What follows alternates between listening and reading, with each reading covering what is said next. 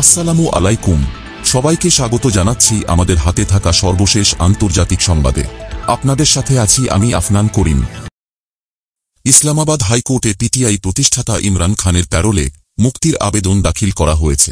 আবেদনে বলা হয়েছে, ভারতের সঙ্গে ক্রমবর্ধমান উত্তেজনার প্রেক্ষাপটে ইমরান খানের জীবনের ওপর গুরুতর নিরাপত্তা হুমকি দেখা দিয়েছে। এই আবেদন করেছেন খাইবার পাখতুনখোয়া প্রদেশের মুখ্যমন্ত্রী আলী আমিন গান্ডাপু। আবেদনে তিনি দাবি করেন, ভারতের প্রধানমন্ত্রী নরেন্দ্র মোদী ইমরান খানকে সবচেয়ে বড় প্রতিপক্ষ মনে করেন এবং প্রতিশোধ নিতে আদিয়ালা জেলে ড্রোন হামলার মতো পদক্ষেপও নিতে পারেন। আবেদনে আরও বলা হয়েছে, ভারত ইতোমধ্যে বিভিন্ন শহরে ড্রোন হামলা চালিয়েছে। এই পরিস্থিতিতে কারাগারে থাকা অবস্থায় পিটিআই প্রতিষ্ঠাতার জীবন মারাত্মক ঝুঁকিতে রয়েছে। প্রধানমন্ত্রী থাকাকালে ইমরান খান আন্তর্জাতিক মঞ্চে নরেন্দ্র মোদীকে চাপে ফেলেছিলেন এবং তাকে বিব্রতকর পরিস্থিতিতে ফেলেছিলেন। তাই মোদীর তরফ থেকে প্রতিশোধমূলক পদক্ষেপের আশঙ্কা অমূলক নয়।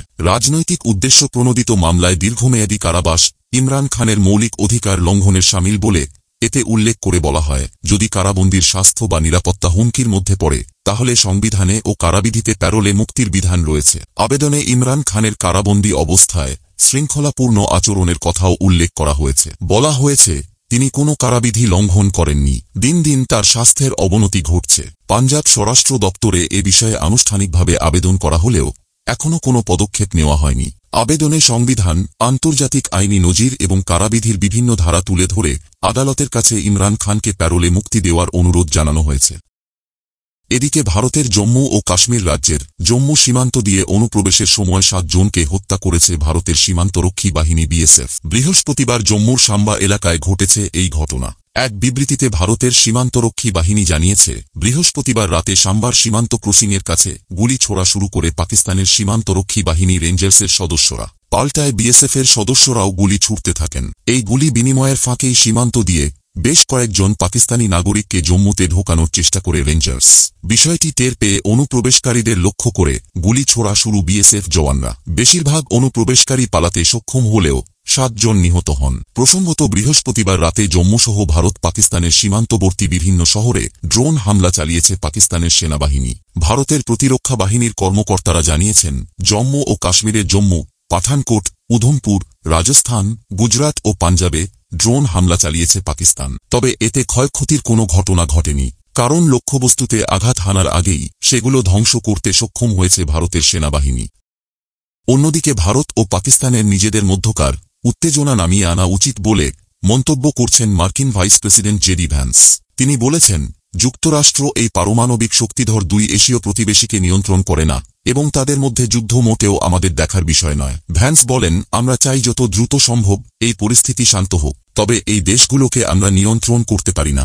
আমরা বড়জোর এই দেশগুলোকে উত্তেজনা কিছুটা প্রশমিত করার জন্য উদ্বুদ্ধ করতে পারি, তবে আমরা এমন যুদ্ধের মধ্যে জড়াতে চাই না যা মূলত আমাদের দেখার বিষয় নয়। এটা এমন কোনো বিষয় নয় যেখানে যুক্তরাষ্ট্রের নিয়ন্ত্রণের সুযোগ আছে। চীনের ক্রমবর্ধমান প্রভাব মোকাবিলা করতে চাওয়া যুক্তরাষ্ট্র ভারতকে একটি গুরুত্বপূর্ণ সহযোগী দেশ হিসেবে বিবেচনা করে থাকে। পাকিস্তানও যুক্তরাষ্ট্রের মিত্রদেশ। তবে 21 সালে আফগানিস্তান থেকে মার্কিন সেনা প্রত্যাহারের পর যুক্তরাষ্ট্রের কাছে পাকিস্তানের গুরুত্ব কমে গেছে। কয়েকজন বিশ্লেষক এবং সাবেক কর্মকর্তা বলেছেন, ইউক্রেনে রাশিয়ার যুদ্ধ এবং গাজায় ইসরায়েলের যুদ্ধে কূটনৈতিক লক্ষ্য অর্জনের দিকেই এখন যুক্তরাষ্ট্রের মনোযোগ। আর সে কারণে ভারত পাকিস্তানের মধ্যকার উত্তেজনা শুরুর প্রাথমিক সময়টাতে যুক্তরাষ্ট্র সরকার এ 2 দেশ খুব একটা সরাসরি চাপ নাও দিতে পারে। ভারত পাকিস্তানকে নিজেদের মতো ছেড়ে দিতে পারে ওয়াশিংটন। ভ্যান্স বলেন, আমাদের আশা এই পরিস্থিতি যেন আরও বড় আকারের আঞ্চলিক যুদ্ধে রূপ না নেয়। ঈশ্বর না করুন এটি যেন পারমাণবিক সংঘাতে রূপ না নেয়। সম্প্রতি ওয়াশিংটন নিয়মিতভাবে 2 দেশের সঙ্গেই আলোচনা চালিয়ে যাচ্ছে। যুক্তরাষ্ট্রের পররাষ্ট্রমন্ত্রী মার্কো রুবিও পাকিস্তানের প্রধানমন্ত্রী ও ভারতের পররাষ্ট্রমন্ত্রীর সঙ্গে ফোনে কথা বলেছেন। তিনি 2 পক্ষকে উত্তেজনা প্রশমনের আহ্বান জানান এবং সরাসরি সংলাপের ওপর জোর দেন। মার্কিন প্রেসিডেন্ট ডোনাল্ড ট্রাম্পও বলেছেন, তিনি আশা করেন 2 দেশ পাল্টাপাল্টি হামলা থামাবে। দায়িত্বশীল সমাধানের পথে এগোনোর জন্য 2 দেশের প্রতি আহ্বান জানিয়েছে ওয়াশিংটন। টানা দ্বিতীয় দিনের মতো ভারত ও পাকিস্তানের মধ্যে বড় সংঘর্ষ চলাকালে পাকিস্তানের প্রতিরক্ষামন্ত্রী বলেন, আরও বেশি পাল্টা হামলা ক্রমাগত অনিবার্য হয়ে উঠছে। এদিন পাকিস্তান ও ভারত একে অপরের বিরুদ্ধে ড্রোন হামলার অভিযোগ এনেছে। 2 দিনের লড়াইয়ে প্রায় 4 ডজন মানুষ নিহত হয়েছে। এদিকে ফিলিস্তিনি সশস্ত্র গোষ্ঠী হামাসের সঙ্গে যুদ্ধবিরতি ও জিম্মি চুক্তি করতে দখলদার ইসরায়েলকে ব্যাপক চাপ দিচ্ছে যুক্তরাষ্ট্রের প্রেসিডেন্ট ডোনাল্ড ট্রাম্প প্রশাসন। ট্রাম্প কয়েকদিন পর মধ্যপ্রাচ্য সফরে আসবেন। এর আগেই যুক্তরাষ্ট্র চায় গাজায় হামাস ইসরায়েলের যুদ্ধ বন্ধ হোক। ইসরায়েলি সংবাদ মাধ্যম হারেতত জানিয়েছে, যুক্তরাষ্ট্র ইসরায়েলকে হুমকি দিয়েছে, যদি তাদের নির্দেশনা অনুযায়ী হামাসের সঙ্গে তারা যুদ্ধবিরতি ও জিম্মি চুক্তি না করে, তাহলে ইসরায়েলকে একা ছেড়ে দেওয়া হবে। এর আগে ইসরায়েলি সংবাদ মাধ্যম জানিয়েছিল, জিম্মিদের পরিবারের সঙ্গে বৈঠকের সময় এক মার্কিন কর্মকর্তা ইসরায়েলের সমালোচনা করেছেন। হারেত জানিয়েছে, ওই মার্কিন কর্মকর্তাটি হলেন প্রেসিডেন্ট ডোনাল্ড ট্রাম্পের বিশেষ দূত স্টিভ উইটকফ। তিনি জিম্মিদের পরিবারকে বলেন, যদি যুদ্ধ বন্ধ না হওয়ার জন্য জিম্মিদের মূল্য দিতে হয়, তাহলে এখন ইসরায়েলের জন্য এই মূল্য আরও বেশি হবে।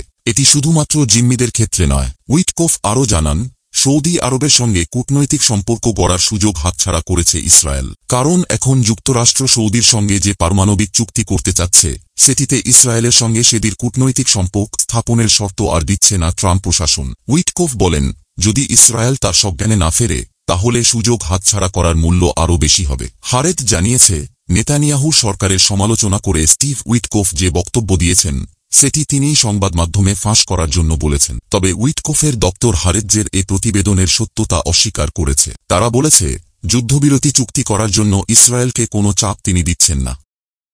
প্রসঙ্গত, গাজায় ইসরায়েলের ফেলে যাওয়া অবিস্ফোরিত বোমা থেকেই অস্ত্র তৈরি করছে হামাস।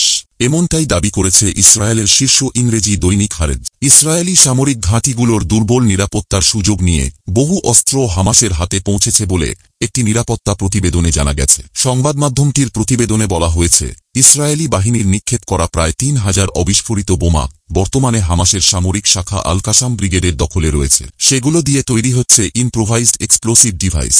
এই বিস্ফোরক দিয়ে ইসরায়েলি ট্যাঙ্ক ও সাঁজোয়া যানগুলোকে লক্ষ্য করে হামলা চালানো হচ্ছে। সম্প্রতি খান ইউনিসে এমন একটি বিস্ফোরণে ইসরায়েলি ট্যাঙ্ক ক্ষতিগ্রস্ত হয়। হামাসের দাবি অনুযায়ী এতে বেশ কয়েকজন সেনা হতাহত হয়। হারেত জানিয়েছে, ইসরায়েলি বাহিনীর নিক্ষিপ্ত বোমাগুলোর মধ্যে কখনো কখনো ২০% পর্যন্ত বিস্ফোরিত হয়নি। জাতিসংঘের মাইন অ্যাকশন সার্ভিস বলছে, গাজায় চালানো ৪০,০০০-এরও বেশি বিমান হামলার মধ্যে ৫ থেকে ১০% বোমা অবিস্ফোরিত রয়ে গেছে। ইসরায়েলি গোয়েন্দা সংস্থা মোসাদ নিশ্চিত হয়েছে যে হামাস এই অবিস্ফোরিত গোলা থেকে নতুন অস্ত্র তৈরি করছে। কিন্তু ইসরায়েলি গোলাগুলোর অনেকটাই যুক্তরাষ্ট্রে তৈরি পুরনো মজুত, যার মধ্যে কিছু ভিয়েতনাম যুদ্ধের সময়কার। ফলে তা বিস্ফোরিত না হওয়ার হার ১৫% পর্যন্ত হতে পারে। এই বোমাগুলো থেকেই শত শত রকেট তৈরি সম্ভব। ২৩ সালের ৭ অক্টোবরের আগেও অনিয়মিতভাবে গাজায় হামলা চালিয়েছে ইসরায়েলি বাহিনী। ফলে গাজায় হাজার হাজার টন অবিস্ফোরিত বোমা জমা হয়েছে।